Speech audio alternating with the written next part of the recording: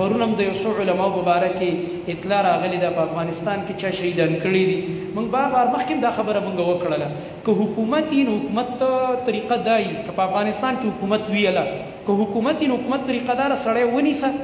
ګواهان پې پیش کا که څه کیس او جرم پې ثابت شه قاضي به فیصله کوي او بیا به دغه فیصلې مطابق چې ګواهان پیش شي به سزا ورله ورکړه که چېرته جرم یې کړی او چې دا نه وي نو دې ته حکومتونه نه وایي دې ته اندېرنګري وایي دا اندېرنګري ده دا اندېرنګري ده. نو دې وجې نه موږ دا وایو دا بله ورځ زموږ علماو د اتوار په ورځ باندې پریس کانفرنس هم وکړلو پېښور کې دې نوي حکومت ته دا ویلي چې بهی تاسو ته موږ دا دغه درکوو دا اطمینان درکو چې زموږ طرف نه تاسو سره څه مسله نشته ځکه زموږ د اهل حدیثو عقیده او منهج دا دی چې کوم حاکم وقتي او هغه د اسلام مطابق کار کوي د شریعت خلاف نه کوي موږ سره پای کې هیڅ خلاف نه کوو بل بغاوتونه په اسلام کې نشته د حکمرانانو خلاف خو ظلم به حاکم نه کوي قسم په الله که د ظلم حکومت برقراره پاتې شي دا الله ډېر زر نسکوروي. نو دې وجې نه کم کسان چې دا کارونه کوي چې یو عالم وژنه او بل عالم وژنه دا سلسله به اخر کوم ځای پورې ځي سو پورې په مطلب دا دی دا خلک صبر کوي بیا خو دا خلک نه د عالم خبرې ته غوږ دي نه بیا د مشر خبرې ته غوږ دي بیا خو به یو اندېرنګري او موږ ته دا پته ده ټیم نه چې موږ ټوله خبره وکړو نور ته ضرورت دي چې کوم ملکونه پکې ګوتې وایي او دا غواړي امریکا او انډیا او ایران شیطان صفای واورئ غواړي دا چې د ملک کې بله فتنه راوچته کړي امریکا خو لاړه خو غواړي اوس دا چې خلک د مسلکونو په بنیاد باندې وجنګوي او په دې کې خصوصا اهل حدیث او اهل السنه علما ټارګټ کول او په خپل منځ کې یو بل سره اچول لہذا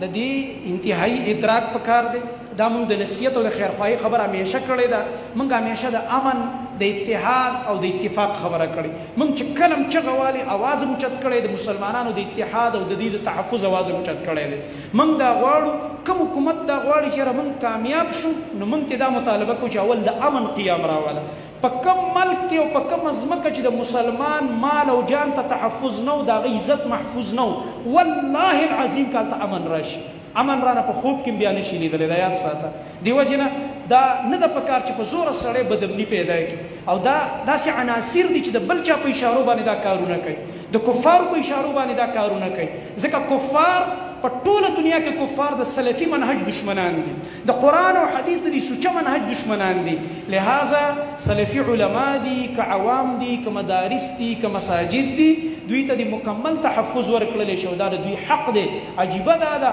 چې هغه خلک چې ټول عمر دوی سره جنګونه کول هغه پکې معاف شو عام معافی اعلان دی خو مسلمان او قرآن او حدیث والا ته معافي نشته دا کوم اعلان دی دا خو بیا د دروغو اعلانونه دي دا خو دروغو خبره ده بیا نو ځان دروغجن کول نه دي پکار او یا که کوم خلک د دې حکومت خلاف راپاسېږي داسې کارونه کوي نو د حکومت د هغوی خلاف کاروایي وکړي چې ګورئ بهی موږ یو شان خبره کوو تاسو زموږ خلاف کار کوئ تاسو د ملک امن تباه کوئ نو په کار ده چې دې کسانو خلاف کاروایي وکړي دا د حکومت دشمنان دي پیله کوم حکومت چې افغانستان کې قایم دی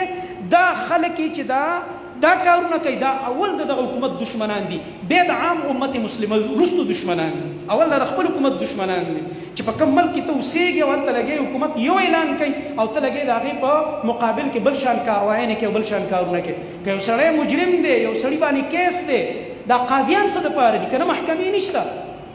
دا په شریعت کې دا د ګواهۍ او د شهادت دا قانون دا څه دپاره دی دا خو به زم راځم او یو سړی به ګړز به زه به ترې بدل اخلم بل به را دې سره خو عوام چې لاس کې قانون واخلي عوام چې کله لاس کې دا دغه واخلي دا اقتدار په لاس کې دې سره فساد جوړوي د عوامو کار دا نه دی چې عوام به په خپله دا کارونه کوي